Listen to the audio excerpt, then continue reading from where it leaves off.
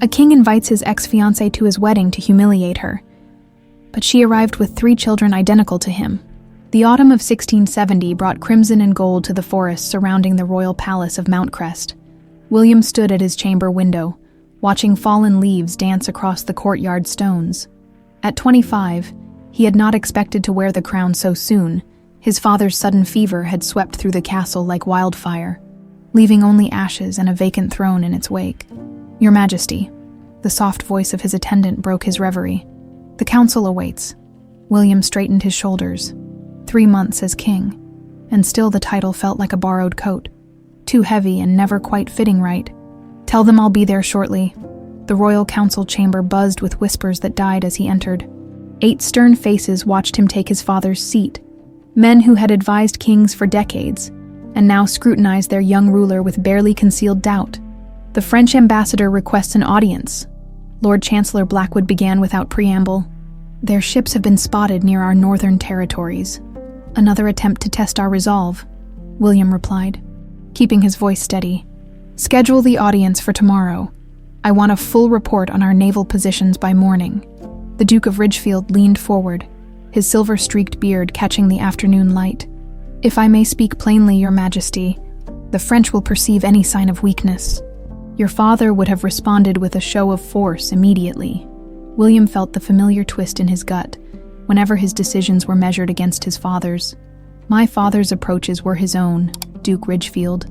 Mine will be different." The meeting dragged on with discussions of taxes, military readiness, and territorial disputes. By the time it concluded, twilight painted the castle windows in deep purple. William dismissed his personal guards as he approached the east wing, the oldest part of the palace, housing the royal library and archives. Only here, away from watchful eyes, could his shoulders drop and his breath come easier. "You're late." A woman's voice, warm with humor rather than reproach, greeted him as he entered the library's private study. Hope Valley sat at a massive oak desk, surrounded by ancient scrolls and leather-bound manuscripts. Her honey-brown hair fell in loose waves over one shoulder, and her quill paused mid-stroke as she looked up. In the glow of oil lamps, her eyes reminded William of the sea after a storm, deep blue and impossibly calm.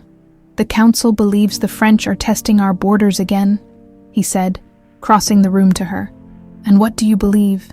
She placed her quill down, giving him her full attention. This was what he treasured about Hope. Not just her beauty, which was considerable, but her mind. She never simply agreed or placated. She questioned, challenged, made him think beyond the obvious. "I believe they're more afraid than aggressive. Their harvest was poor, their treasury depleted."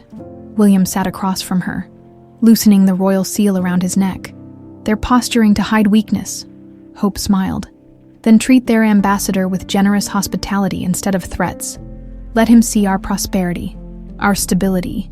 He'll report back that we're too strong to challenge."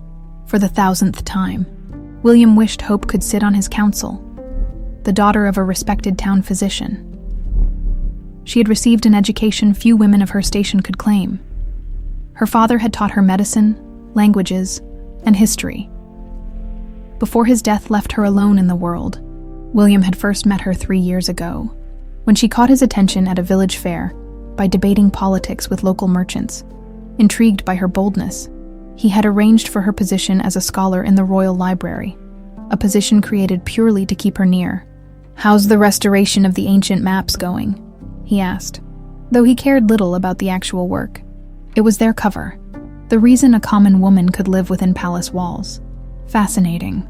I've discovered trade routes your ancestors used that haven't appeared in any official records." She hesitated. "Your mother visited today." William stiffened. Queen Eleanor, still formidable as a widow, had made her disapproval of Hope clear through icy politeness. "What did she want?" "To remind me of my place." Hope's voice remained steady, but William caught the slight tension in her fingers. "She mentioned Princess Isabella of Cambridge again. Apparently, she's even more beautiful than reports suggest. And I'm sure she's as interesting as watching paint dry," William muttered. "Eleanor can arrange all the diplomatic visits she wants. I have no intention of marrying for convenience. Every king in your family's history has done exactly that." Then I'll be the first to break tradition. Hope's expression softened. William, we both know this can't last forever. I've never asked for promises you can't keep. But the truth was, he had already made such promises in his heart. Rising from his chair, William reached into his pocket and withdrew a small velvet pouch. I have something for you. Hope accepted it with curious fingers. When she opened it, her breath caught. A ring rested inside, a blood-red ruby surrounded by tiny diamonds, set in gold. William, she whispered, it belonged to my grandmother. She was the only one who married for love. He took the ring and slid it onto her finger. I've been researching our oldest laws. Did you know that before the Great Charter, kings could choose their queens regardless of birth? Hope looked at him with a mixture of love and gentle exasperation. Those laws were rewritten 3 centuries ago. Laws can be changed back. I'm the king, after all. He raised her hand to his lips. Give me time. I'll find a way. She didn't argue, but the shadow in her eyes spoke volumes.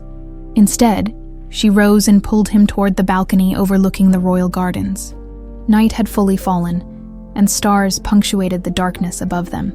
3 years ago, I was treating fever in the village with my father's remedies, she said softly. If someone had told me then that I'd be here, wearing a royal heirloom, you'd have called them mad, William finished.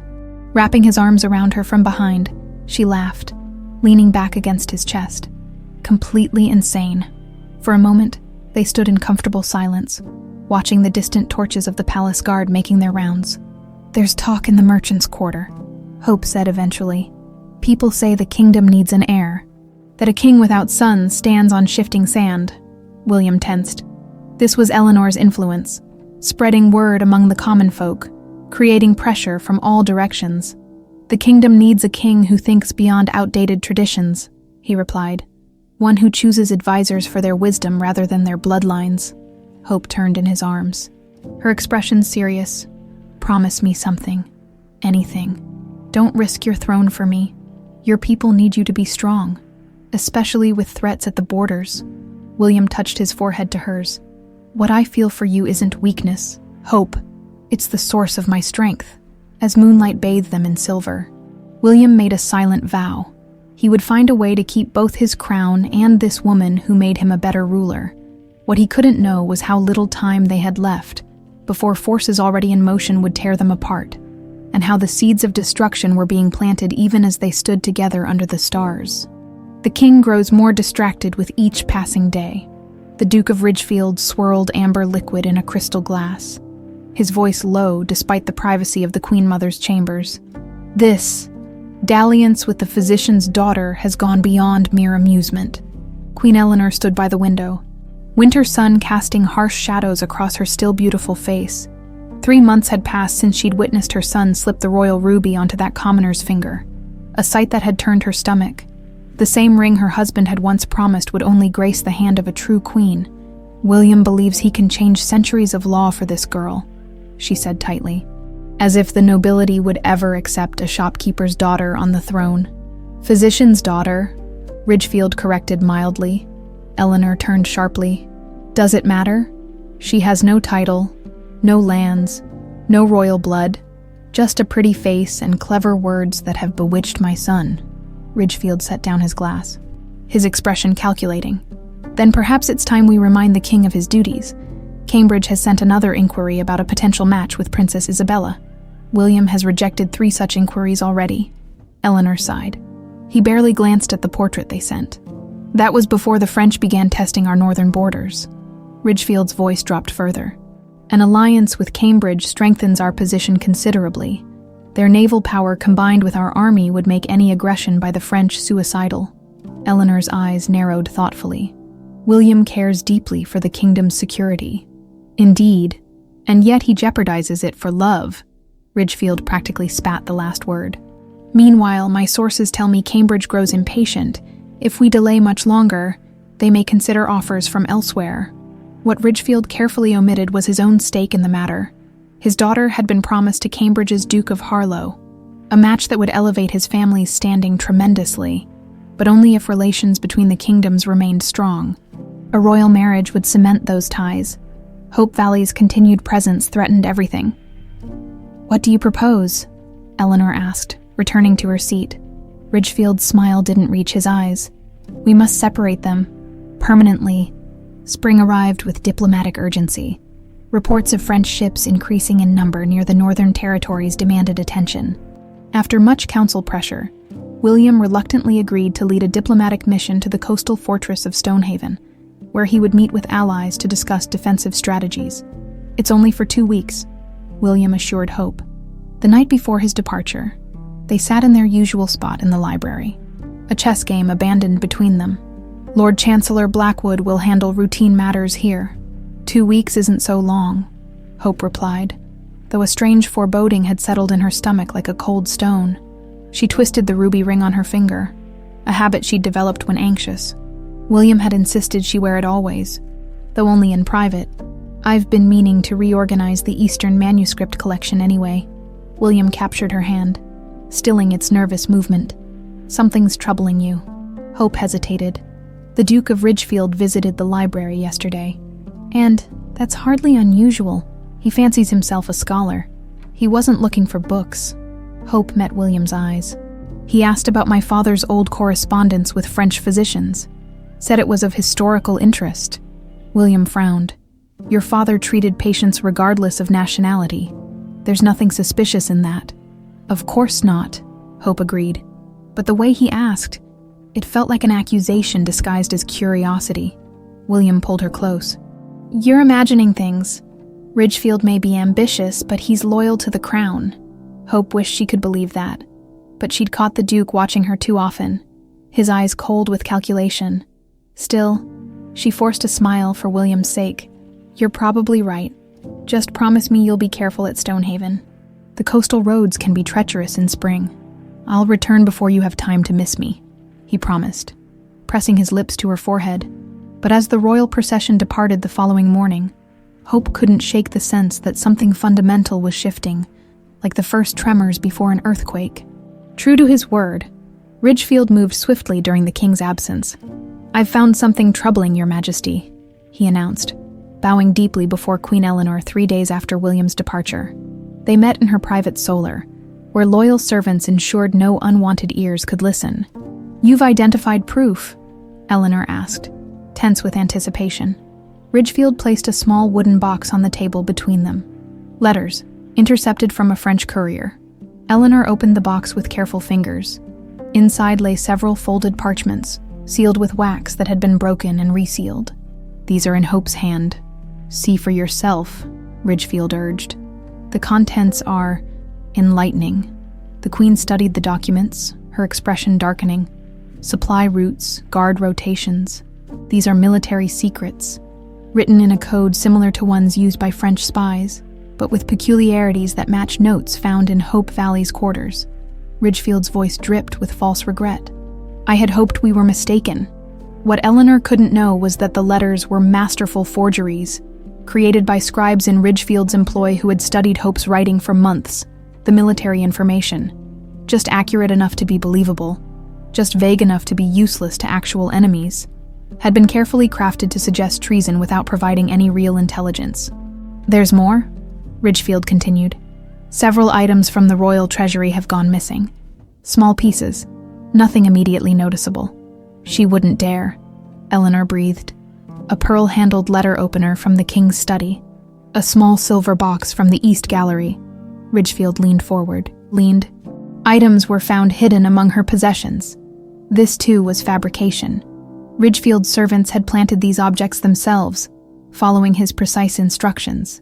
"Does anyone else know of this?" Eleanor asked, her voice steady despite her shock. "Only my most trusted man who discovered the letters. I thought it best to bring this to you first, given the delicate nature of the situation." Eleanor stood abruptly, pacing the room. "If this becomes public, William will be humiliated. A king betrayed by his mistress. They'll call him weak, foolish." "Precisely why we must handle this discreetly," Ridgefield agreed.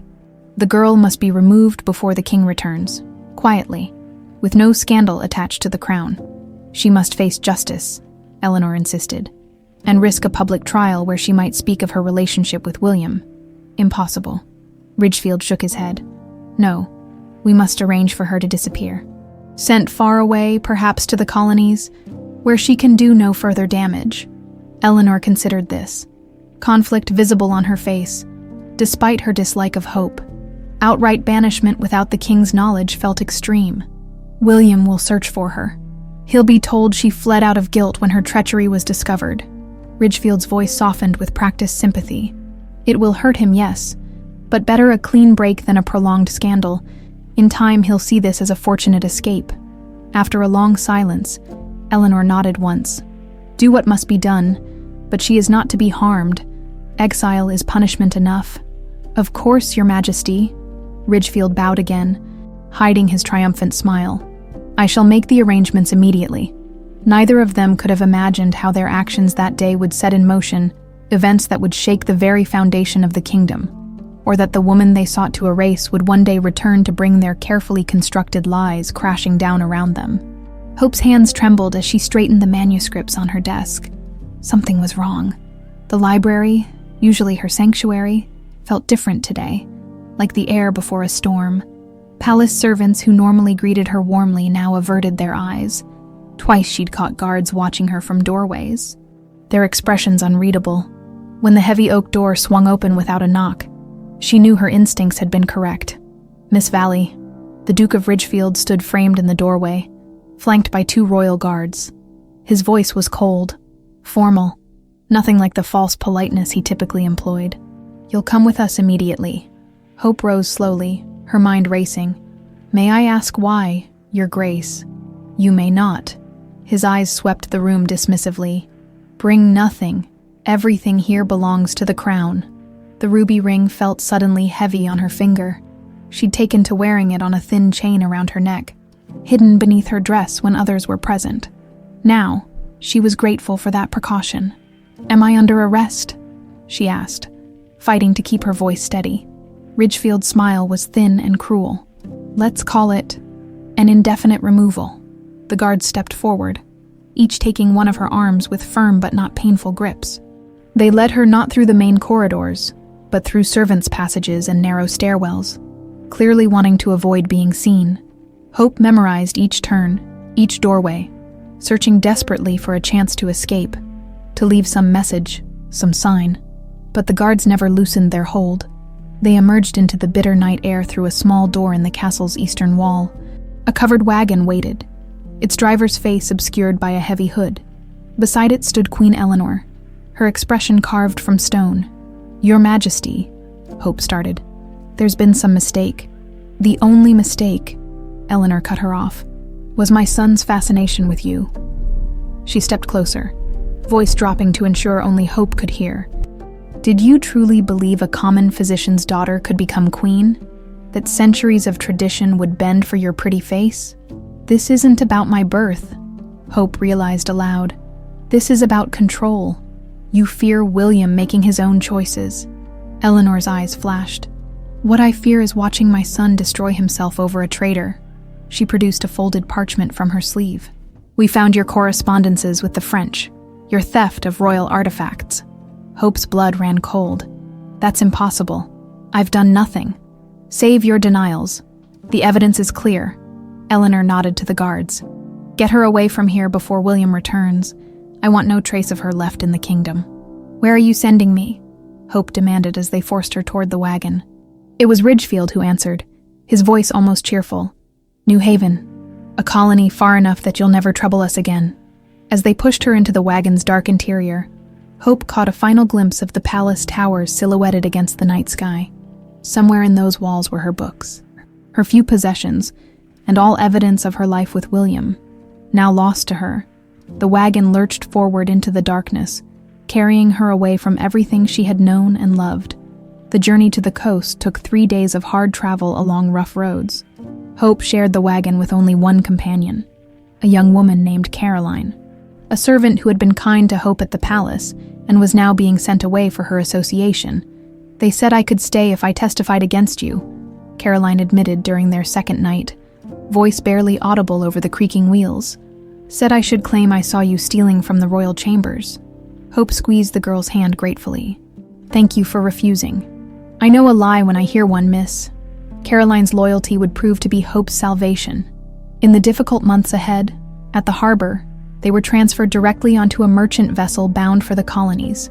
The captain, well paid by Ridgefield's men, asked no questions about his unusual passengers. He simply pointed them toward a small cabin below deck that would be their home for the 6-week crossing. It was during that voyage, as the ship pitched and rolled through Atlantic storms, that Hope made a discovery that changed everything. The persistent sickness she had attributed to the sea wouldn't fade even on calm days. Her dresses grew tighter around the middle, and when Caroline finally voiced what both had suspected, Hope could no longer deny the truth. She was carrying William's child. Hope wept that night, not from despair, but from a fierce, sudden determination. Whatever happened, this child would survive. This child would thrive. This child would know its heritage, even if they could never claim it. What she couldn't have imagined was that she carried not one royal heir, but 3. New Haven greeted them with dreary autumn rain and suspicious faces. Colonial settlements were no place for 2 women alone. With no male protector and no connections, the small pouch of silver Ridgefield had provided, out of mercy, would last them a month at most.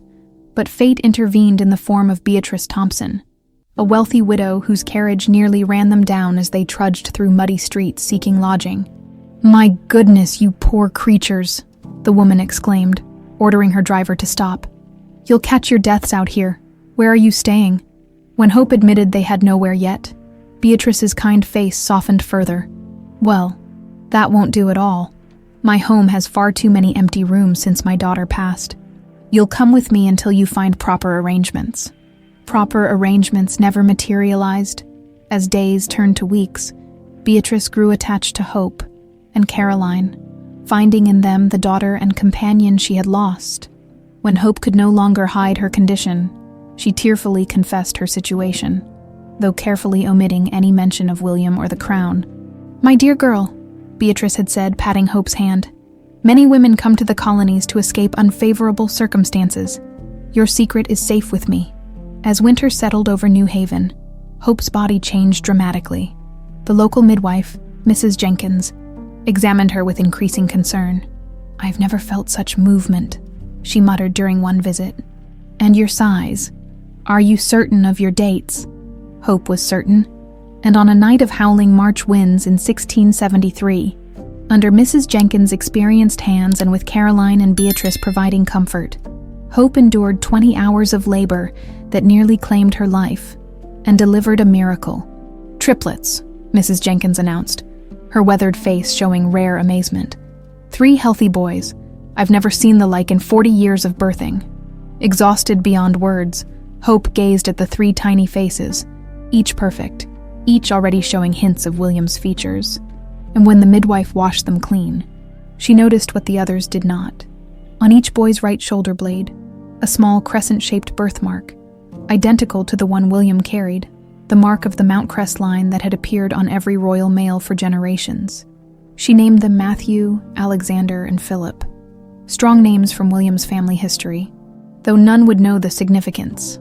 "They're miracles," Beatrice whispered, cradling one of the infants, having lost her own grandchild years before.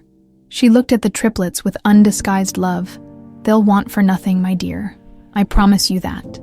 True to her word, Beatrice legally adopted Hope and Caroline as her nieces and the boys as her great-nephews, adjusting her will to leave them her considerable fortune. When she passed peacefully in her sleep 2 years later, Hope found herself the owner of Beatrice's house, lands, and business connections. Grief mingled with gratitude as Hope realized what Beatrice had given her, not just shelter and security, but a foundation upon which to build a future for her sons, using the education her father had provided, and the business sense she'd developed at court. Hope transformed Beatrice's modest investments into a thriving fabric import business. By the time the triplets turned 5, Hope Valley was known throughout New Haven as a shrewd but fair businesswoman. Few remembered the bedraggled exile who had arrived with nothing. None suspected that the charming, identical boys who sometimes accompanied her to the shop were, in fact, the rightful heirs to a throne across the ocean. None except Hope, who each night kissed the crescent marks on her sleeping son's shoulders and whispered stories of a king who would have loved them Had he only known they existed? 7 years passed like shadows across a sundial. King William stared blankly at the treaty before him, the words blurring as his concentration wavered. Another diplomatic document, another alliance, another day spent wearing the mask of the perfect monarch. "Your Majesty," Lord Chancellor Blackwood's voice cut through his thoughts. "Is something amiss with the terms?" William straightened in his throne. The council chamber felt suffocating this morning, though winter winds rattled the windows. "The terms are acceptable," he said, dipping his quill in ink. "Cambridge will honor their part." A flicker of discomfort crossed Blackwood's face. "Princess Isabella's father has sent another inquiry about the wedding date. That would be the 5th postponement if we delay again." William signed the document with more force than necessary. 7 years since his betrothal to Isabella Cambridge, and still the marriage remained unconsummated. The engagement, arranged hastily during his absence at Stonehaven, had seemed politically necessary when he returned to find hope vanished and his kingdom vulnerable. "Tell Cambridge we'll discuss the wedding after the spring thaw," William replied, knowing he was testing the limits of diplomatic patience. "The northern passes are too treacherous for their delegation to travel safely now." "Of course, Your Majesty."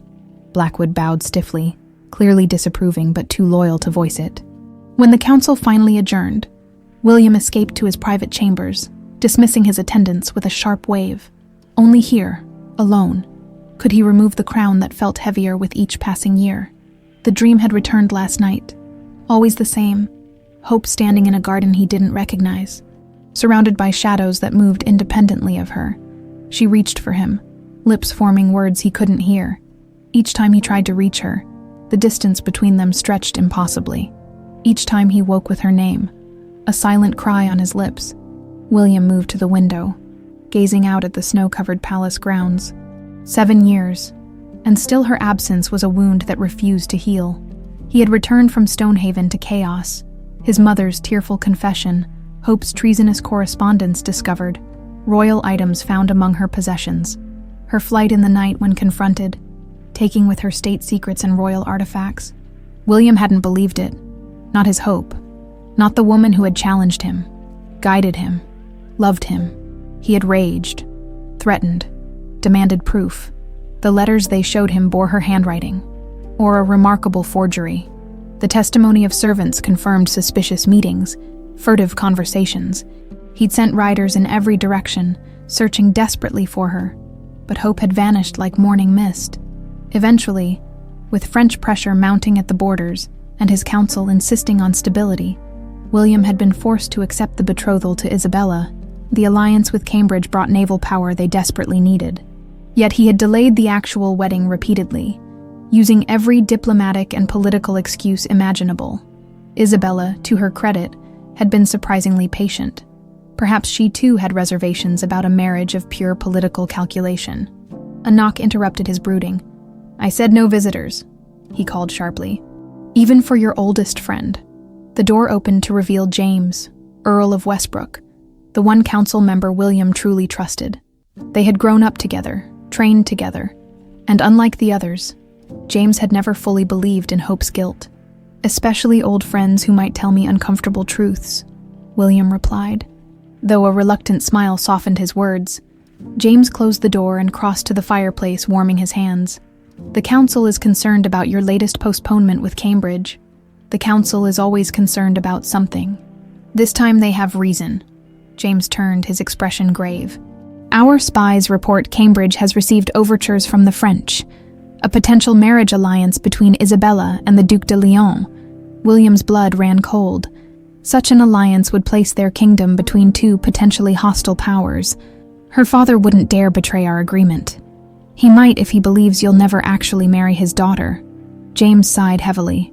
"William, it's been 7 years. You're 32. The kingdom needs an heir." "Don't you think I know that?" William snapped, pacing the room. "Every morning I wake to the same reality. Every night I'm haunted by the same dreams. I am doing my duty, James. I've defended our borders, strengthened our alliances, improved our treasury. Except in this one crucial matter." William stopped before a small writing desk, his fingers brushing the carved wood. Hope had once sat here, drafting a trade proposal he'd later presented as his own. Her brilliant mind had seen solutions others missed. Something never felt right about her disappearance, William said quietly. The Hope I knew would never have betrayed me, or the kingdom. James hesitated before speaking. I've continued making inquiries, as you asked, discreetly. William turned sharply. And nothing certain, but there are rumors about a merchant woman in New Haven who arrived 7 years ago with nothing and now runs a successful textile import business. A woman who speaks like someone educated at court. New Haven. William frowned. That's where my mother said she was sent. Yes, though, whether she actually arrived there, we never confirmed. Hope in New Haven. The possibility sent William's heart racing, but caution tempered his hope. It could be coincidence. It could, James agreed. But there's one more detail the rumors mention. This merchant is raising 3 sons, identical triplets, boys who would be around 6 or 7 years old now. The implication hung in the air between them. William felt the room tilt slightly, his mind calculating dates, possibilities. If Hope left here carrying my child, he whispered, it would explain why the Duke of Ridgefield was so insistent on her immediate removal. James finished. Not just to separate you from her, but to hide any potential heirs. William's hands clenched into fists. I need to know for certain. What would you do if it were true? James asked carefully. Challenge the legitimacy of 3 children born in exile to a woman accused of treason. The council would never accept them. I am still king, William replied, steel entering his voice. And if those boys are mine, they are Mountcrest's. The Duke of Ridgefield chose that moment to enter without knocking. His timing so convenient it seemed almost orchestrated. Your Majesty. He bowed slightly. Forgive the intrusion, but there's an urgent matter requiring your attention. William and James exchanged a glance, silently agreeing to continue their conversation later. What is it, Ridgefield? William asked coldly. He had never warmed to the Duke, especially after his role in presenting the evidence against Hope. Cambridge has sent a final ultimatum. Ridgefield's expression held false concern. Either set a wedding date within the next month, or they will consider all agreements void. William's jaw tightened. They risk much by threatening their king. With respect, Your Majesty, you risk more by continuing to delay. Ridgefield stepped closer, lowering his voice. The people whisper about the king who cannot forget his traitor lover, who jeopardizes the kingdom's security for a ghost. William resisted the urge to strike the man. Choose your next words carefully, Duke. Ridgefield bowed again, deeper this time. I speak only out of loyalty to the crown, perhaps. Perhaps what Your Majesty needs is closure. Closure, William repeated, suspicious. Yes, something calculating flashed in Ridgefield's eyes. Invite her to the wedding. What? James interjected, clearly shocked. The woman who betrayed you, show her, and the kingdom, that she was nothing but a youthful dalliance, that you have moved beyond her treachery to secure a proper royal alliance. Ridgefield smiled thinly. It would be poetic justice, would it not? The traitor forced to witness the king's true happiness? William studied Ridgefield carefully, sensing a trap but uncertain of its nature. You would have me invite a woman accused of treason back into the kingdom. Under strict control, of course. Guarded at all times. Ridgefield shrugged. But consider the message it sends, that you are so completely beyond her influence, that her presence means nothing, that you are confident and secure in your new alliance. In the silence that followed, William could almost hear the gears of calculation turning in James's mind, matching his own thoughts. If Hope truly was in New Haven with children who might be his, this could be the opportunity they needed. An interesting suggestion, William said finally, his tone revealing nothing. I shall consider it. When Ridgefield withdrew, James waited until the footsteps faded before speaking. He's planning something. Obviously, William nodded. But whatever game he's playing, two can participate. His eyes hardened with determination. Find me everything you can about this merchant woman in New Haven and prepare a royal invitation. For the first time in 7 years, William felt the fog of melancholy lifting. Whether Hope had betrayed him or been the victim of a conspiracy, whether the rumors of children were true, he would finally have answers. And perhaps, at last, the truth. Hope's fingers traced the fine silk as sunlight streamed through the windows of her shop. The latest shipment from the east had arrived just yesterday. Vibrant blues and crimson reds that would fetch premium prices from New Haven's wealthiest families. Caroline, she called to her assistant, who had been more sister than servant these past 7 years. Let's move the indigo pieces to the front display. Lady Montgomery mentioned she was seeking something for her daughter's spring debut. Of course, Caroline replied, already gathering the fabrics. She hesitated, glancing toward the shop's entrance. Will you be attending the boys' demonstration at Master Thornfield's today? Hope smiled, pride warming her chest. Her sons had begun fencing lessons the previous year, and their instructor claimed they possessed natural talent far beyond their years. I wouldn't miss it. Philip was practicing lunges in the hallway until nearly midnight, and breaking another vase.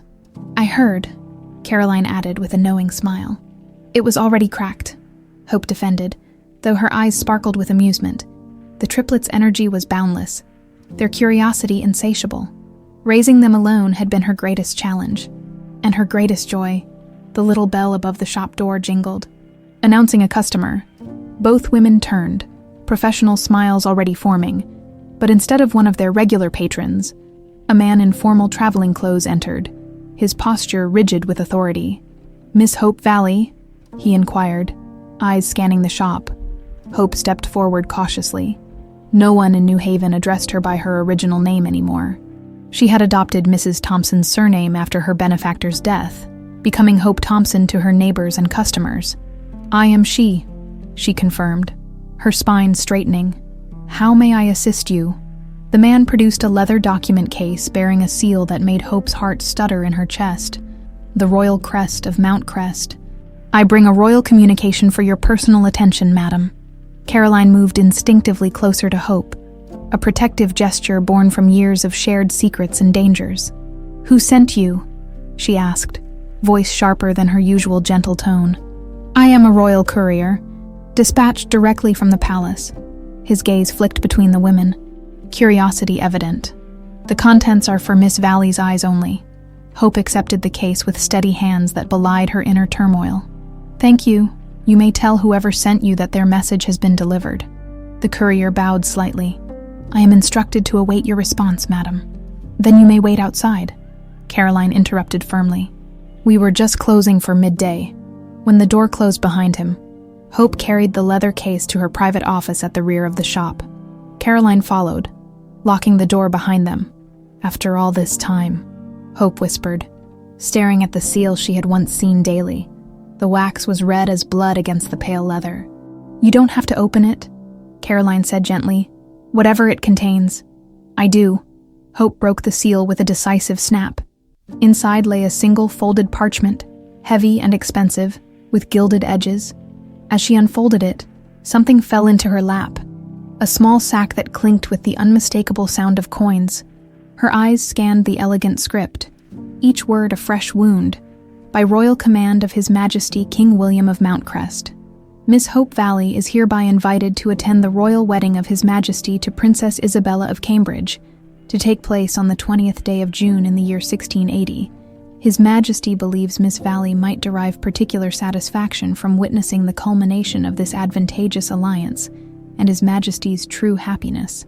The enclosed funds are provided to ensure appropriate attire and passage, as His Majesty wishes all guests to appear in a manner befitting the occasion's significance. Attendance is requested rather than required, though His Majesty expresses particular interest in your presence.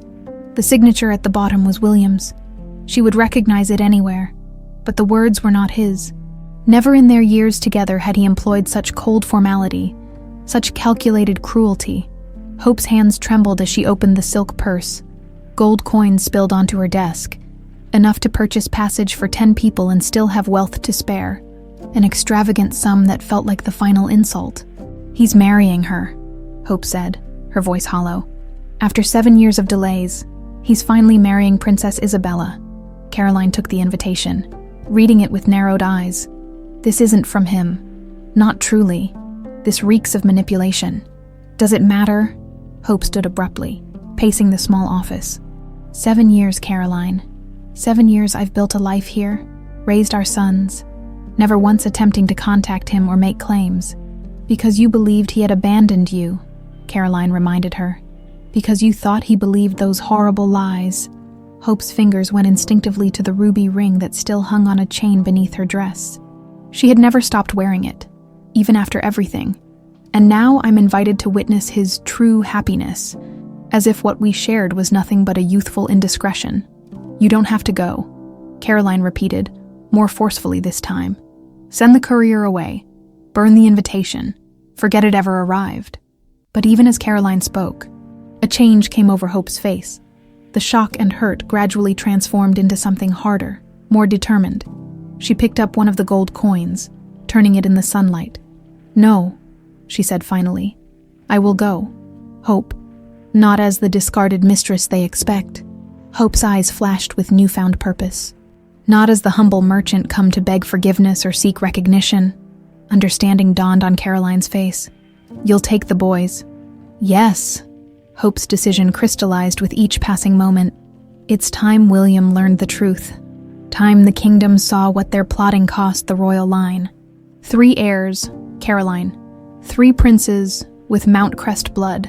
It could be dangerous, Caroline warned. The Duke of Ridgefield is likely behind this invitation, Hope finished. He wants to humiliate me publicly, to show everyone how completely William has moved beyond our relationship. She laughed without humor. He has no idea what he's unleashed. For 7 years, Hope had protected her children, building a life far from court intrigue. She had never sought revenge or recognition, but this invitation, this callous attempt to wound her, had awakened something she had kept buried, a fierce determination to claim what rightfully belonged to her sons. What will you need? Caroline asked, already practical. Everything. Hope's mind raced ahead, planning. I'll sell the shop. We have savings enough, but we'll need more. New clothes. The finest New Haven can provide, not just for me, but for the boys. They must look every inch the princes they are. Master Bellamy is the best tailor in the colony, Caroline suggested. And for jewelry, I still have the ruby. Hope touched the hidden ring. And we'll need a carriage, horses, perhaps a small escort for appearances. She paused, suddenly struck by the magnitude of what she was planning. Caroline, I can't ask you to come. This could end badly. Caroline took Hope's hands firmly. 7 years ago, I chose loyalty over lies. My place is with you and the boys, wherever that leads. Tears pricked Hope's eyes. Thank you. By the time the royal courier was called back in, Hope had composed herself completely. She handed him a sealed note, her expression serene. Please inform His Majesty that I am honored by the invitation and will indeed attend the royal wedding. Her voice was clear and confident. I look forward to the opportunity to personally convey my congratulations. That evening, after the shop closed, Hope sat her 3 sons down in the family parlor, 7 years old and already showing signs of the men they would become.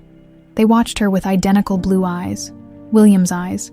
I have something important to tell you, she began, removing the ruby ring from its chain.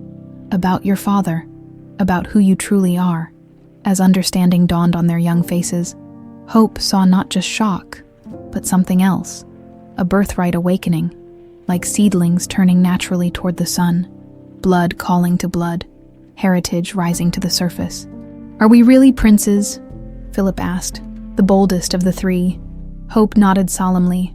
Yes, and it's time for the king to meet his sons. Mountcrest Cathedral gleamed white against the perfect blue of a June sky.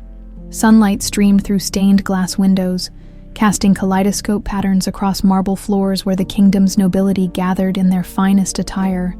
Thousands of white and gold flowers adorned every surface, their fragrance hanging thick in the air. William stood at the altar, resplendent in ceremonial regalia. His royal blue tunic, embroidered with gold thread, matched the sapphire in his crown. To the adoring crowd, he appeared every inch the powerful monarch about to make a strategically brilliant marriage. Only James, standing nearby as his attendant, recognized the tension in his friend's jaw, the restless scanning of the cathedral entrances. She hasn't arrived, William murmured, barely moving his lips. There's still time, James replied just as quietly. The bride isn't even ready to process. In a chamber adjacent to the main cathedral, Princess Isabella of Cambridge was indeed taking her time. Attendants fussed over her elaborately embroidered gown of cream silk and pearls, while she studied her reflection with critical eyes. At 26, Isabella was no naive young bride. This marriage had been negotiated, delayed, and renegotiated for 7 years, long enough for any woman to harbor doubts. "Is everything to your highness's satisfaction?" her chief lady-in-waiting asked. "It will do," Isabella replied coolly. What she didn't say was that nothing about this day felt right. She had met her future husband exactly 4 times, and while King William was handsome and courteous, his eyes remained distant. Everyone at court whispered about the woman he had loved before, the commoner who had supposedly betrayed him. Isabella wasn't a romantic fool. She understood political marriages, but she had hoped for at least the pretense of affection. "The Duke of Ridgefield requests a brief audience, Your Highness," an attendant announced. Isabella nodded, curious. Ridgefield had been instrumental in arranging this marriage. "Admit him." The Duke entered with a bow. "You look radiant, Princess.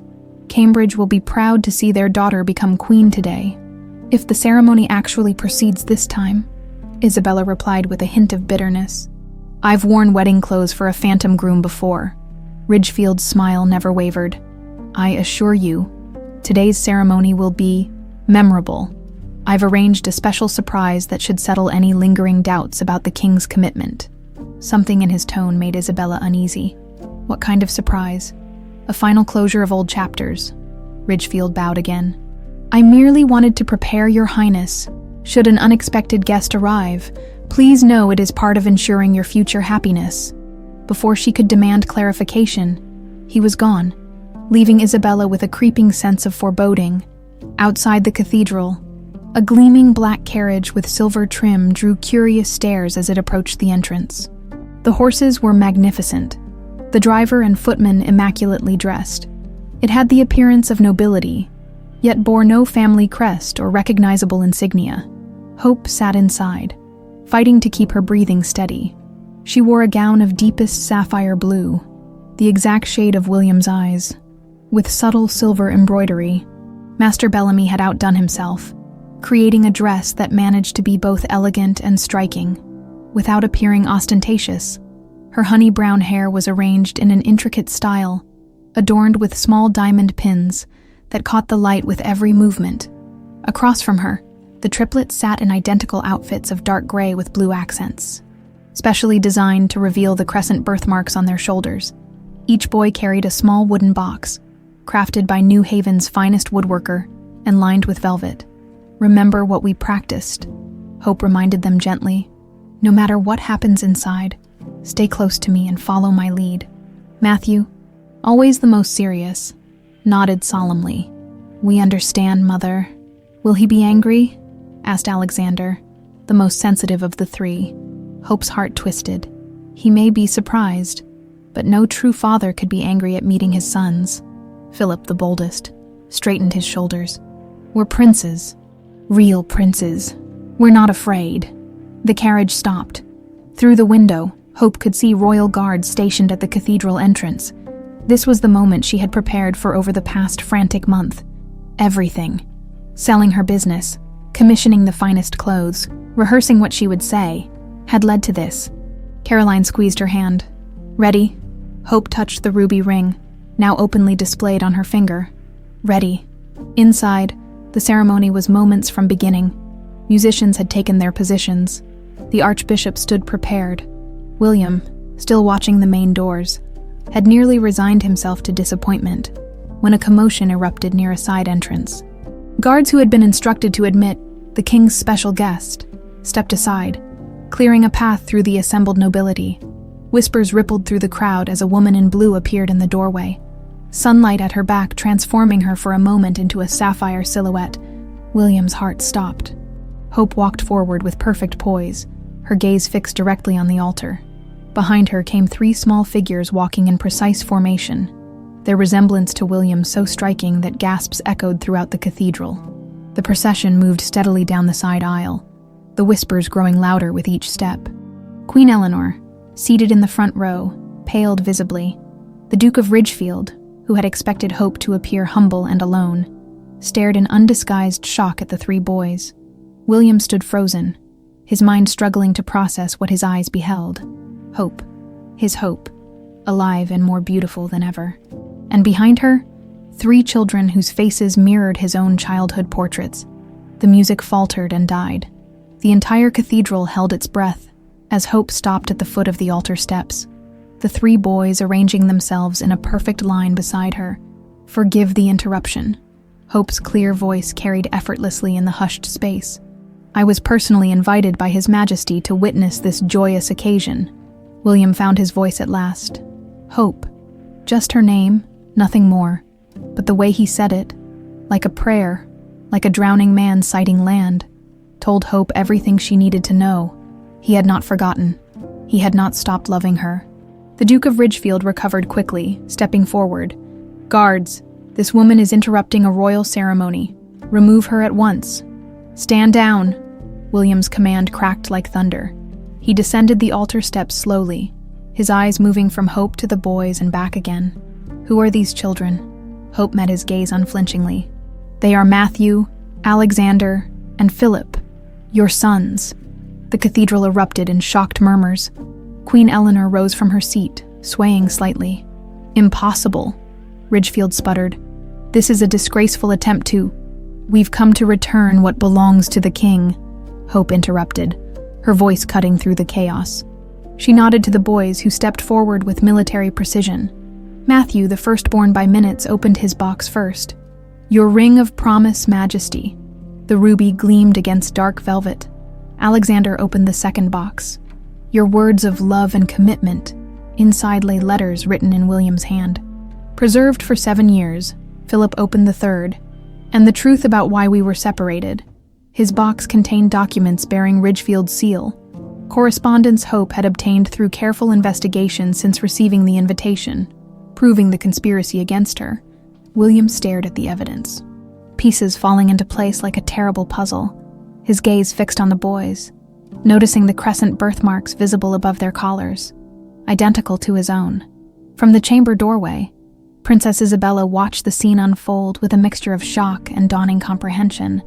This was Ridgefield's surprise, except it had backfired spectacularly. The woman hadn't come to be humiliated. She had come to reclaim her place. "The wedding is postponed," William announced, his voice resonating through the cathedral. He never took his eyes off his sons, who stood tall under his scrutiny. Isabella stepped forward from the shadows. "I believe it's more than postponed. Your Majesty," her voice was cool but not angry, "I'll return to Cambridge immediately. I have no desire to marry a man whose heart and heirs clearly lie elsewhere." The crowd's murmuring grew louder. Eleanor had collapsed back into her seat. Ridgefield's face had gone from shock to calculation, to fear as he watched the king examine the documents from Philip's box. "Guards," William said quietly, "detain the Duke of Ridgefield until these papers can be verified." "This is outrageous," Ridgefield protested. "You would take the word of a traitor over a loyal advisor. These children could be anyone's. They are Mountcrest's." Queen Eleanor's voice cut through his protests. She had risen again and approached the boys slowly. "I would know my husband's bloodline anywhere. These eyes, they are his father's eyes." She touched Alexander's cheek with trembling fingers. "And yours, William." For the first time in 7 years, Hope and William stood face to face, 3 small princes between them, living proof of a love that had survived betrayal, distance, and time. "The ceremony is concluded," the Archbishop announced, sensing his role in this drama was over. "Let us allow His Majesty privacy to address these unexpected developments." As the stunned guests began to file out, whispers already spreading like wildfire, William finally spoke directly to Hope. "We have much to discuss," he said, his voice a mixture of wonder, joy, and residual pain. "All 5 of us." The royal palace had never seen such chaos. Within hours of the cathedral confrontation, the news had spread throughout the kingdom like wildfire. Servants whispered in corridors. Merchants gossiped in marketplaces. And nobles held urgent private meetings to discuss what this meant for their alliances and positions. In the king's private council chamber, William paced like a caged lion. The room had been cleared of all but his most trusted advisors: James, Lord Chancellor Blackwood, and surprisingly, Queen Eleanor, who sat rigidly in a chair near the window. The Cambridge delegation departed an hour ago. James reported. Princess Isabella left a message expressing her understanding of the situation. Understanding. William stopped pacing. That's diplomatic. She's her father's daughter, Eleanor observed dryly. She'll be betrothed to someone else within a month, the French perhaps, now that she's seen our vulnerabilities firsthand. William ignored the barb. Where is the Duke being held? In the North Tower, under heavy guard, Blackwood replied. We found additional incriminating documents in his quarters, correspondence with French agents dating back years, the same agents he claimed Hope was communicating with. A classic misdirection, James added. Accuse others of your own crimes. William resumed his restless movement. And Hope, the children. In the East Wing guest quarters, Eleanor answered, surprising everyone. She had been silent during most of the discussion. I assigned Caroline to attend them and posted guards for their protection. William studied his mother, trying to read her thoughts. You recognized the boys immediately. How could I not? Eleanor's voice softened marginally. They have the Mountcrest look. Your grandfather's chin, your eyes, she hesitated, and the birthmark. There's no denying their bloodline. Yet 7 years ago, you helped banish their mother without trial. William's words were sharp with accusation. Eleanor raised her chin defiantly. I believed the evidence presented to me. Evidence that now appears to have been falsified by a man I trusted. She stood slowly. I made a grievous error in judgment, William. One that cost you, and the kingdom, dearly. The admission stunned the room into silence. Eleanor had never been one to acknowledge mistakes. The question remains, Blackwood interjected carefully. What happens now? Princess Isabella has withdrawn. The Duke of Ridgefield faces charges of treason, and we have 3 potential heirs whose legitimacy will be questioned by every noble house in the land. Let them question, William replied, a new resolve hardening his voice. The boys are mine. Anyone with eyes can see it. Birth outside of marriage. Blackwood began. A marriage was prevented by treachery. William cut him off. I gave Hope my grandmother's ring as a promise. Had Ridgefield not intervened, she would have been my queen. Eleanor moved to the window, gazing out at the palace grounds. The noble houses won't accept it easily. Already Lords Harrow and Pembroke have requested urgent audiences. They'll demand proof beyond physical resemblance. Then we'll give them proof. William turned to James. Begin a full investigation into Ridgefield's conspiracy. I want every document, every witness, every piece of evidence that clears Hope's name. James nodded. And the boys, if they're acknowledged as your sons, when? William corrected firmly. When they're acknowledged, James amended. We face another problem. 3 princes of exactly the same age. Our laws of succession never anticipated royal triplets. Eleanor turned from the window. Perhaps that's tomorrow's problem. Today, William needs to speak with Hope. Her gaze met her son's. Truly speak with her, after 7 years of separation and misunderstanding. William looked at his mother with new appreciation. Despite everything, she was still a queen who understood royal duty. Hope sat by the window of their luxurious quarters, watching her sons explore the opulent room with barely contained excitement. Despite her careful preparation, nothing could have truly readied them, or her, for the reality of the palace. Mother, there's a chess set made of ivory and jade, Alexander called from a corner table. And the bed could fit 10 people, Philip added, bouncing experimentally on the massive 4-poster. Don't jump on the royal furniture, Hope admonished gently, though her heart swelled watching them. Despite their excitement, they had conducted themselves perfectly during the confrontation. 7 years of careful instruction in etiquette, combined with their natural dignity, had served them well. Caroline entered from the adjoining room, where she'd been unpacking their trunks. The palace servants are practically falling over themselves to bring anything we might desire. I've never seen such obsequiousness. Yesterday we were unknown colonials. Today we're either royal heirs or terrible impostors, depending on whom you ask. Hope smiled wryly. Has there been any word from the king? As if summoned by her question. A knock sounded at the door. Caroline opened it to reveal a royal page. His Majesty requests Miss Valley's presence in the blue salon, the young man announced. Alone, he added with an apologetic glance at the boys. Hope knelt before her sons. I must speak with your father. Caroline will stay with you, remember? Proper behavior befitting princes, they recited in unison, a lesson drilled into them during their journey. Hope kissed each forehead before following the page through corridors she had once known as well as her own home. The palace had barely changed, though she saw it now through different eyes, not as the secret scholarly companion of the king, but as a mother whose children had claimed to its legacy. The Blue Salon had been their favorite meeting place years ago, less formal than the royal studies, more private than the library. When Hope entered, William stood with his back to the door, staring out at the gardens, just as he had the night before he left for Stonehaven. The page withdrew silently. Closing the doors for a moment, neither spoke. "They're remarkable," William said finally, turning to face her. "The boys, so composed, so regal, despite everything. They've been raised knowing their worth," Hope replied, "if not their heritage." William took a step toward her, then stopped, as if uncertain of his welcome. "When did you tell them about me?" "The day your invitation arrived." Hope's hand went instinctively to the ruby ring. They deserved to know before facing this, and all these years before. They knew they had a father who would have loved them had circumstances been different. Hope met his gaze steadily. "I never poisoned them against you, if that's your concern." William closed his eyes briefly. "That wasn't... I'm trying to understand what you've endured, what our sons have lived without." The sincerity in his voice melted something in Hope's carefully maintained reserve. "They've lacked for nothing material. Beatrice Thompson left us well provided for, but they've grown up without a father, without their rightful place. A wrong I intend to remedy." William crossed the room to stand before her.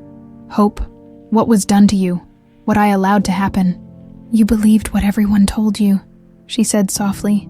"What Ridgefield carefully arranged for you to believe. I should have trusted you more." His hand reached for hers, hesitating just short of touching. "I've spent 7 years haunted by doubts, by dreams of you. Each time I delayed the wedding to Isabella, I told myself it was for political reasons. The truth was, I couldn't let you go." Hope finally closed the distance between their hands, her fingers intertwining with his. "And now, Cambridge has withdrawn. Your council is in turmoil. The nobility will resist recognizing the boys. Your mother is surprisingly supportive," William finished, a hint of wonder in his voice. "She recognized them immediately. The Mountcrest blood speaks clearly in them. Recognition isn't the same as acceptance." Hope's pragmatic nature, honed by years of building a business and raising children alone, asserted itself. "We've created a political crisis." "William, no," he corrected firmly. "Ridgefield created this crisis 7 years ago. We're simply bringing truth to light." His free hand gently touched her cheek. "Whatever challenges come, we'll face them together. I won't lose you again." The promise hung between them, weighted with 7 years of separation and the uncertain future ahead. Hope wanted desperately to believe him, but the palace walls around them seemed to whisper caution. Their reunion was just the beginning of what promised to be a turbulent struggle for legitimacy, acceptance, and a redefined royal legacy. The clack of wooden training swords echoed through the private courtyard as the triplets practiced under the watchful eye of Master Reginald. The royal fencing instructor, 1 week at the palace, and already the boys had established a rigorous routine of princely education, Hope observed from a stone bench, noting how quickly her sons had adapted to palace life. They absorbed each new lesson with remarkable focus, whether swordsmanship, horsemanship, or the complex protocol of court etiquette. Years of private tutoring in New Haven had prepared them well, but she couldn't help marveling at their natural affinity for royal life. "They're naturals." William's voice came from behind her. He joined her on the bench, watching Philip execute a perfect parry against his brother's thrust. "Master Reginald says he's never seen such coordination in boys their age." "They've always been like that," Hope replied, "moving as if they share one mind sometimes. It used to frighten Beatrice. She thought it unnatural until she grew to love them." William's eyes never left the boys. "I've missed so much." Hope heard the regret in his voice.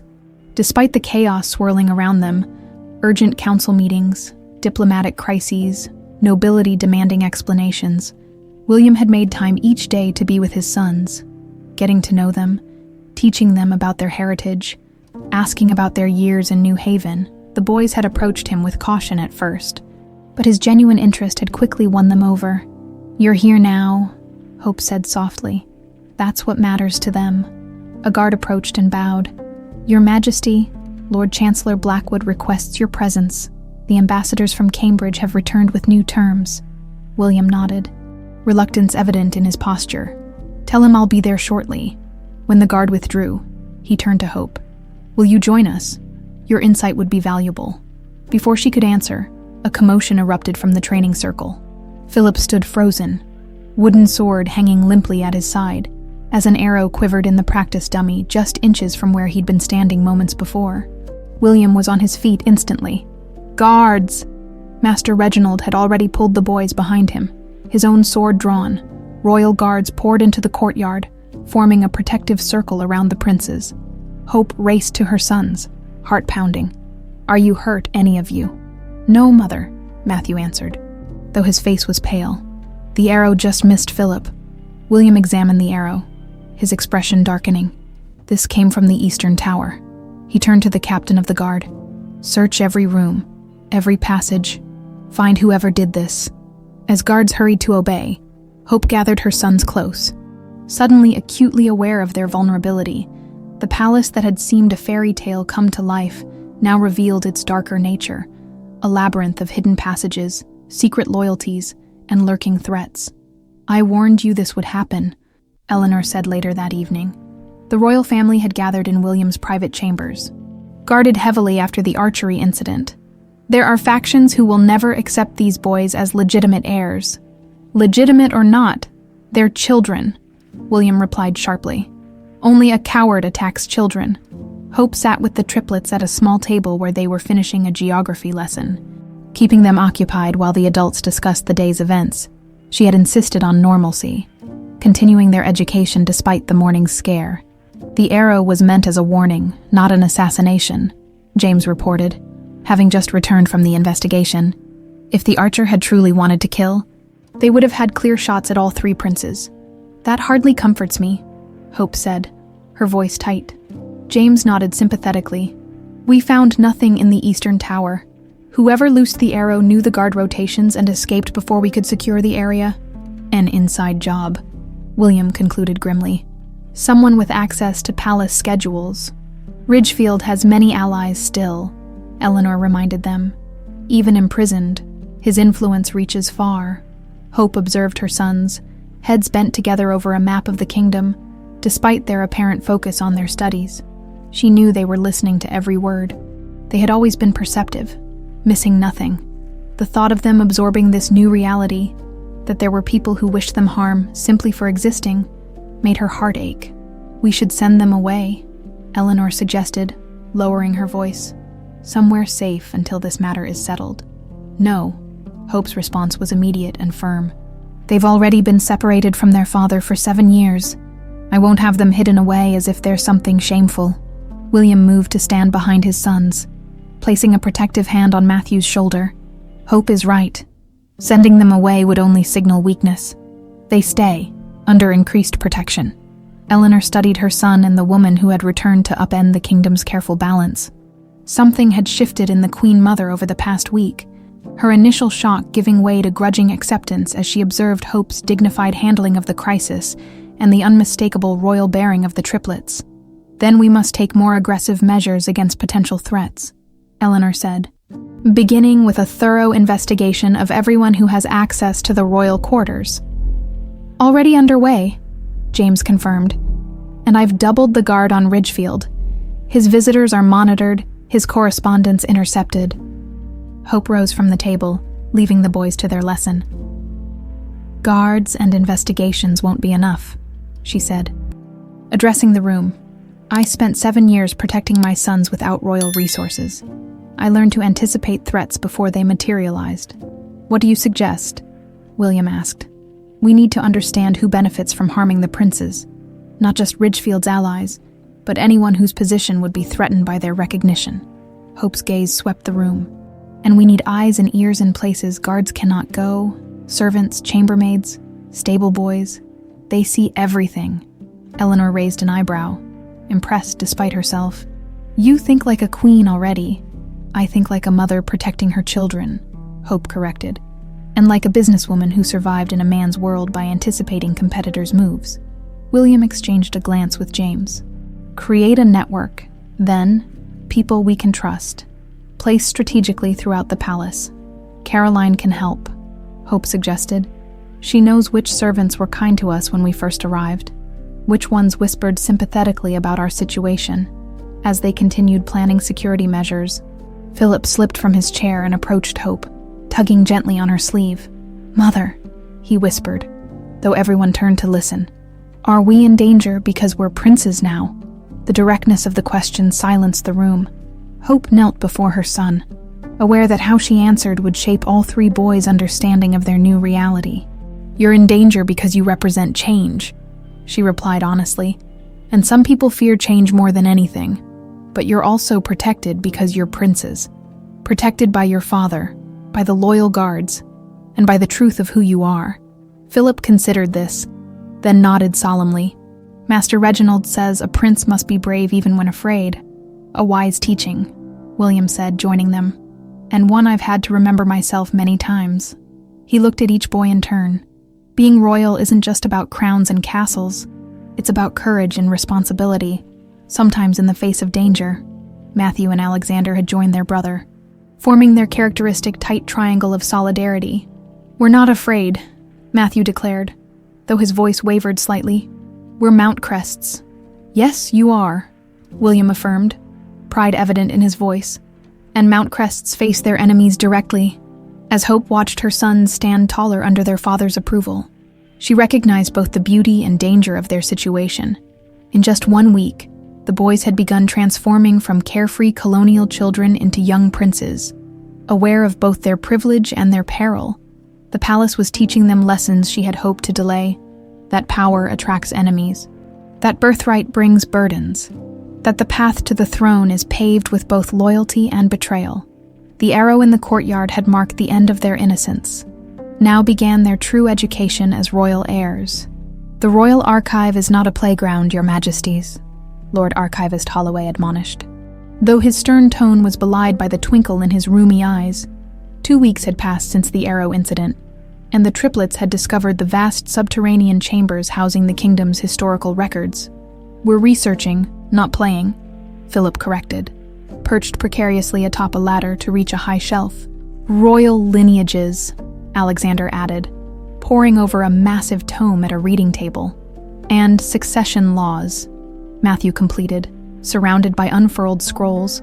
Hope watched from the doorway, amused by their enthusiasm. After the initial shock of danger, her sons had thrown themselves into learning everything about their heritage.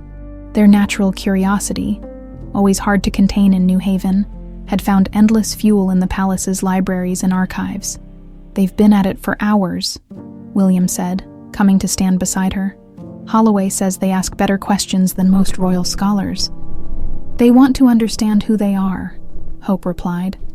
"Where they fit in this new world." William's face grew serious.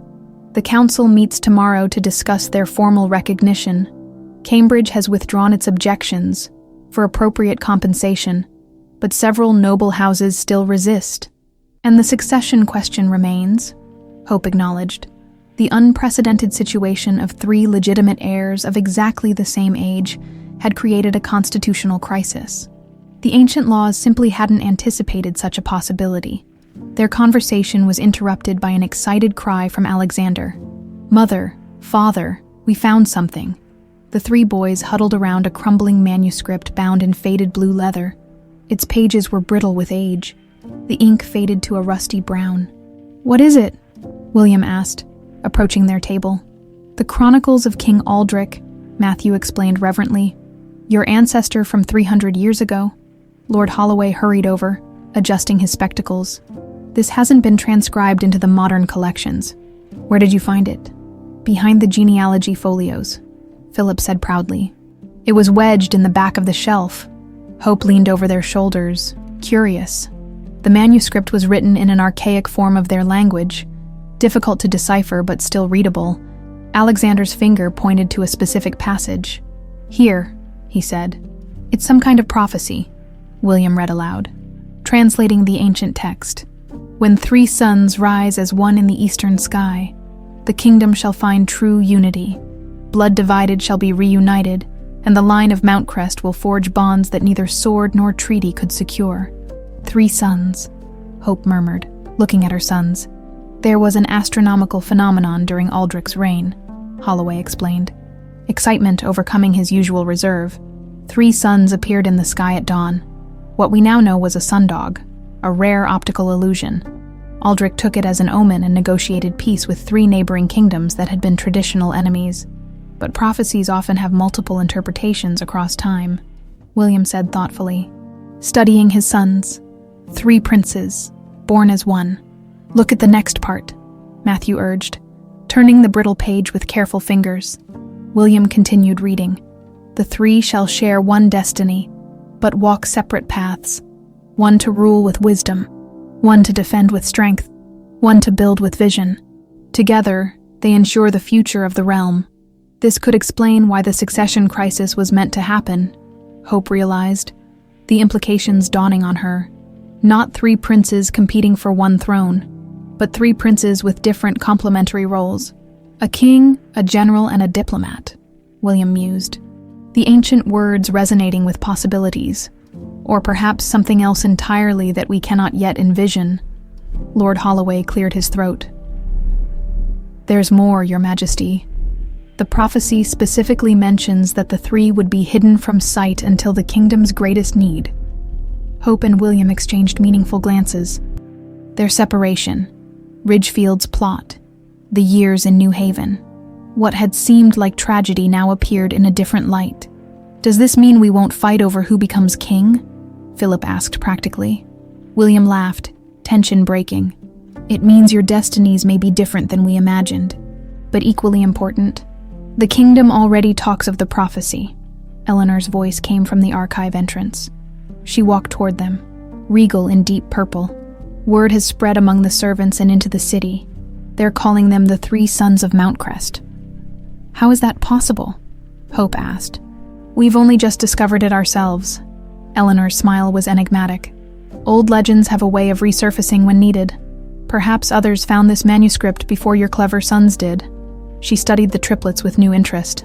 Or perhaps some truths are simply waiting for the right moment to be remembered. William sensed his mother's subtle hand in this development, but said nothing. If Eleanor had helped circulate an ancient prophecy to smooth the boy's acceptance, he could only be grateful for her political instinct. The timing is fortuitous, he observed instead. Tomorrow's council meeting now has a historical framework for recognizing all 3 boys without creating succession conflict. Hope wasn't entirely comfortable with fate and prophecy determining her son's futures, but she recognized the value of the narrative. People accepted what they believed was destined far more readily than what merely happened by chance. There's another section here, Alexander said suddenly, squinting at a passage nearly faded away. About New Haven. This caught everyone's attention. New Haven had been a point of contention for generations, technically under Mountcrest authority, but fiercely independent, with its own governance and growing commercial power. Matthew read slowly, translating as he went. The 3 sons will bridge the great water, bringing harmony where division once ruled. The haven of new beginnings shall be bound to the ancient throne not by conquest, but by blood and shared purpose. An alliance with New Haven, William breathed, the political implications immediately clear. Something no Mountcrest king has achieved through centuries of attempted treaties and occasional conflicts. Not just an alliance, Hope realized.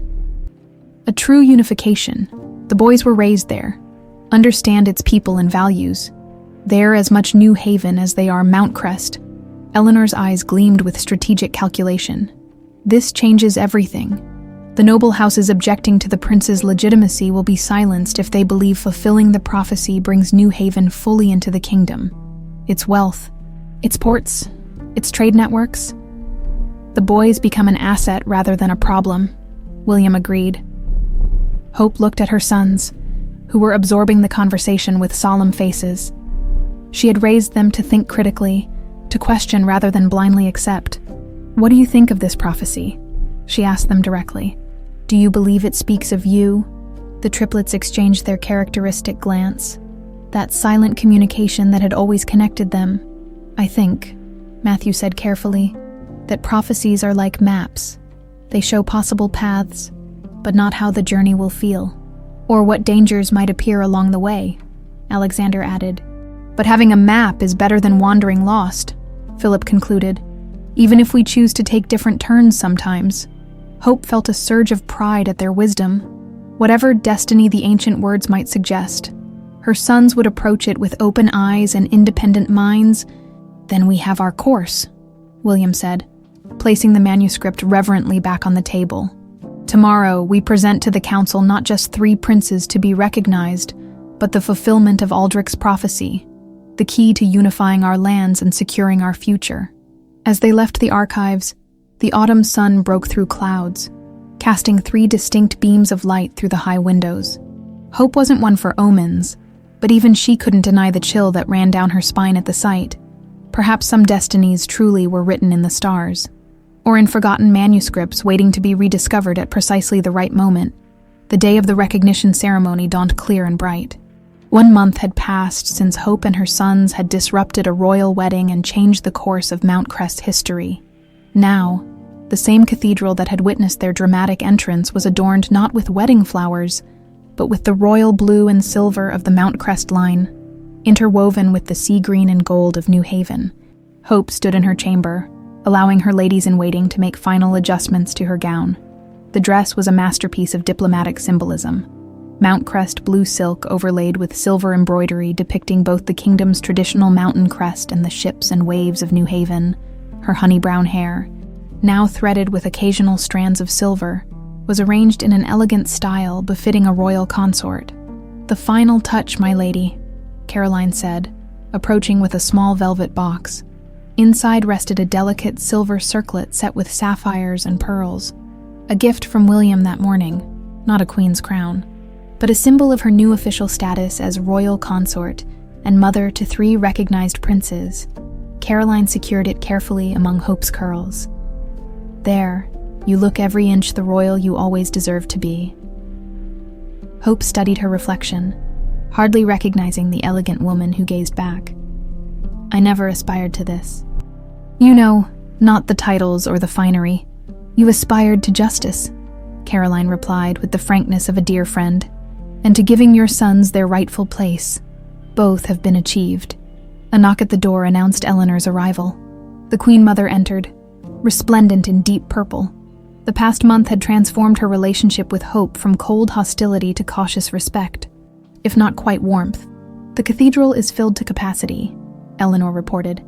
"Every noble house has sent representatives, even those who oppose the recognition most vocally. Nothing draws a crowd like witnessing history," Hope observed wryly. Eleanor's lips quirked in the closest thing to a smile she typically allowed herself. "Indeed, and everyone wants to see the princes who fulfill Aldrich's prophecy." She paused, studying Hope critically. "The circlet suits you."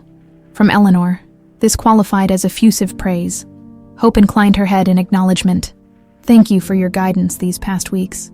Navigating court protocol would have been impossible without it. Self-interest."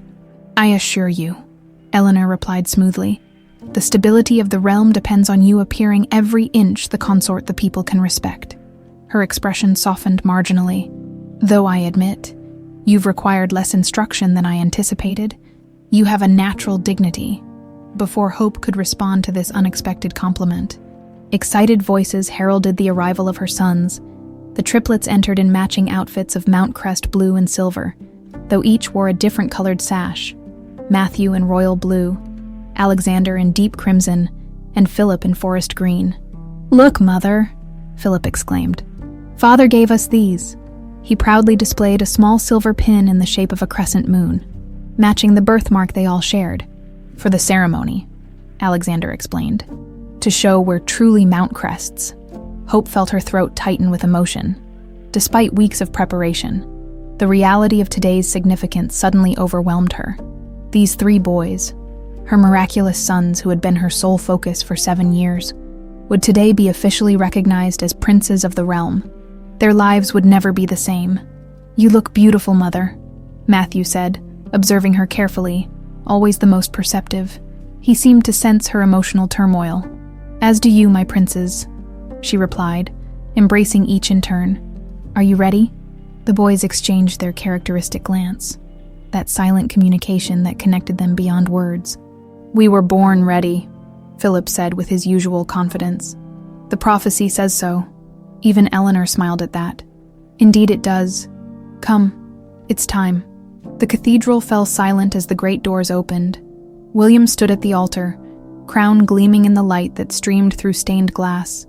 Beside him stood the Archbishop and the Lord Chancellor, both holding ancient scrolls that contained the official proclamation of recognition.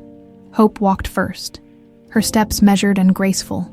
Behind her came the triplets in perfect formation, their bearing so regal it was difficult to remember they were only 7 years old.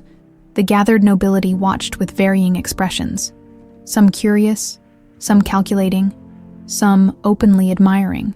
James, standing near the altar, caught Hope's eye and offered an encouraging smile.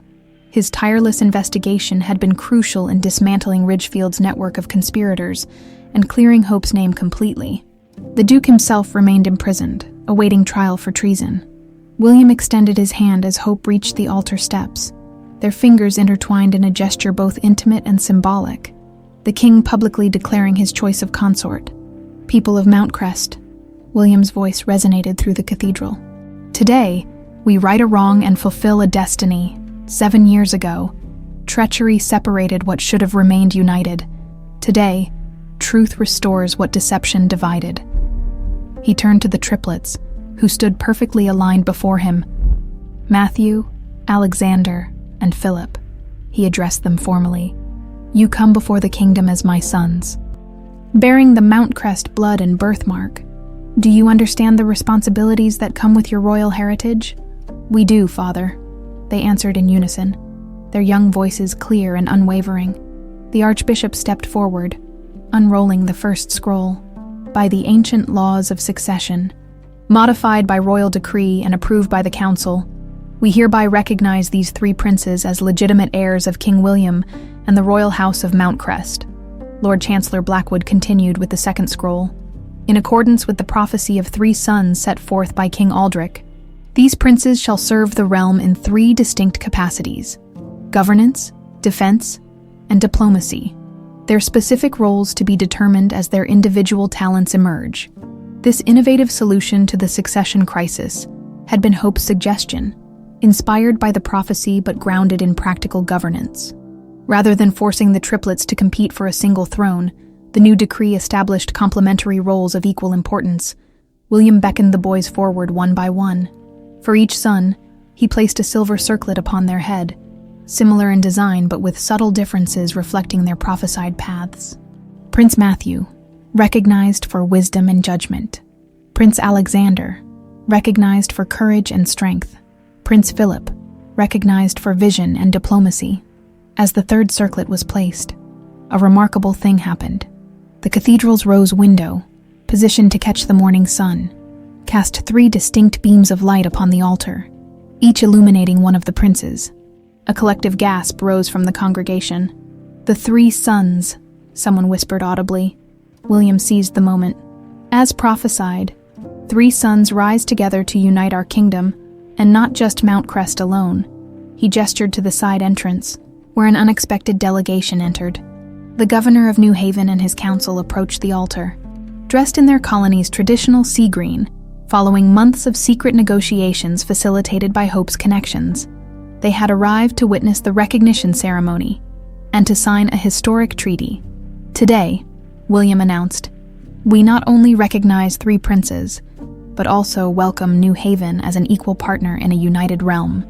No longer a colony, but a sister territory, bound to us by blood and shared destiny." The governor bowed to William, then significantly to the 3 young princes. "The people of New Haven recognize these princes as their own. Having grown among us, we join willingly with Mountcrest under this new covenant of partnership." As the treaty was formally signed upon the altar, Hope felt a profound sense of completion. The circle that had begun with her unjust exile had transformed into something no one could have foreseen: a stronger kingdom, 3 remarkable princes, and a new era of cooperation between lands once divided. Later that evening, as celebration continued throughout the palace and city. Hope and William stood on a balcony overlooking the royal gardens. The triplets were finally asleep after a day of unprecedented excitement. 7 years ago, I made you a promise, William said quietly, taking her hand. I said I would find a way for us to be together, for you to be my queen. Royal consort is quite sufficient, Hope assured him with a smile. The people have accepted enough change for one day. William shook his head. You deserve the title you should have had all along. The council has agreed. Tomorrow we will announce our formal marriage, with a coronation to follow. Hope's breath caught. William, Hope Valley, mother of princes, fulfiller of prophecies, he said softly, drawing her into his arms. Will you finally be my queen? As the stars appeared above them, Hope gave the answer that had always been in her heart. Through separation and sorrow, through exile and return, an answer that would complete their journey from secret love to royal alliance.